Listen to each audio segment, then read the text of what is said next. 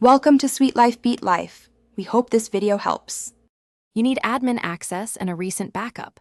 Once you have those, start immediately. First, confirm the account that installed the app and sign in. Then make a quick backup of any app data or exports you need. Next, go to Settings and open Apps or Applications Manager. Don't browse unrelated menus. You're taking action now to restore functionality, so keep the device connected to power and avoid interrupting the process while we move to the detailed steps. Once in the app list, filter to show disabled or also the missing app appears. On Android, tap the app and press Enable. Make sure to also grant any required permissions when prompted. On iOS, if it was offloaded, tap the App Store icon to reinstall or use Settings General iPhone Storage to restore the app.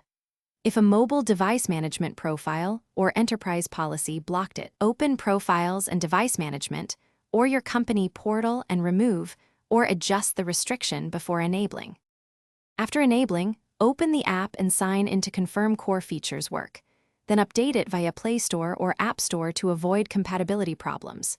If the app crashes or behaves oddly, clear cache or app data and force stop, then reopen. Make sure permissions and background access are granted. If enabling fails, inspect device policies or profiles, remove any conflicting management profile. As a last resort only, consider a factory reset after backing up everything, because that will remove restrictive device policies. Thanks for watching.